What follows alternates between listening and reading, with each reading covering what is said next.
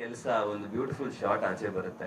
ಅವರಿಬ್ರು ಕಾಂಬಿನೇಷನ್ ಹೀಗೆ ಇರಲಿ, ಮುಂದಕ್ಕೆ ಎಷ್ಟೇ ಸಿನಿಮಾ ಮಾಡಿದ್ರು ನೀವಿಬ್ರು ಜೊತೆಗೆ ಮಾಡಿ, ಮುಂದಕ್ಕೆ ನನ್ನ ಜೊತೆ ಮಾಡ್ತಿರೋ ಬಿಡ್ತಿರೋ ನೀವಿಬ್ರು ಜೊತೆಗೆ ಇರಿ ಪ್ರತಿಯೊಂದು ಸಿನಿಮಾ ಅಲ್ಲಿ. ಯಾಕಂದ್ರೆ ನಿಮ್ಗೆ ಗೊತ್ತಾಗುತ್ತೆ, ಕರಾವಳಿ ತೆರೆ ಮೇಲೆ ಬಂದಾಗಲಿ ಈಗಾಗಲೇ ಒಂದಷ್ಟು ಟೀಸರ್ಸ್ನ ಟ್ರಿಲರ್ಸ್ನ ನೋಡಿದ್ದೀರಾ.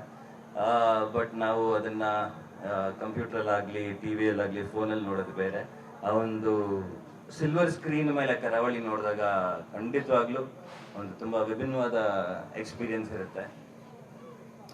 ಗುರು ಅವರು ನನಗೆ ಮೊದಲನೇ ಬಾರಿ ಕತೆ ಹೇಳಿದಾಗ, ಸಿನಾಪ್ಸಿಸ್ ಕೊಟ್ಟಾಗ ಎಕ್ಸೈಟ್ಮೆಂಟ್ ತುಂಬ ಆಯಿತು ನನಗೆ.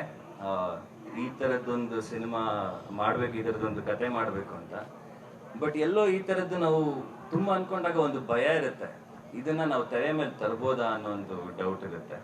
ಬಟ್ ಕರಾವಳಿ ನನಗೆ ಹೇಗೆ ಅಂದರೆ, ಈಗ ತುಂಬ ಹೊಸ ಎಕ್ಸ್ಪೀರಿಯನ್ಸ್ ಅಂದರೆ, ನಾವು ಮೊದಲನೇ ಸಲ ಸೈಕಲ್ ಓಡಿಸೋದು ಕಲ್ತಾಗ, ಮೊದಲನೇ ಸಲ ಕಾರ್ ಓಡಿಸೋದು ಕಲ್ತಾಗ, ಇಲ್ಲ ಮೊದಲನೇ ಸಲ ಪ್ರೀತಿ ಆದಾಗ, ಇವೆಲ್ಲವೂ ತುಂಬ ಒಳ್ಳೆ ಎಕ್ಸ್ಪೀರಿಯನ್ಸ್. ಅದನ್ನು ಅಚೀವ್ ಮಾಡಿದಾಗ ಅಂದರೆ ಇನಿಷಿಯಲಿ ತುಂಬ ಕಷ್ಟ ಅನ್ಸುತ್ತೆ ಇವೆಲ್ಲ ಜೀವನದಲ್ಲಿ. ಇಲ್ಲ ಮೊದಲನೇ ಸಲ ಈಜೊಡೆಯೋದು ಕಲ್ತಾಗ ಹೋಗೋದಕ್ಕೆ ಭಯ ಆಗುತ್ತೆ, ಬಟ್ ಅದನ್ನ ಕಲ್ತ ಮೇಲೆ ಒಂದು ಸೆನ್ಸ್ ಆಫ್ ಅಚೀವ್ಮೆಂಟ್ ಇರುತ್ತೆ.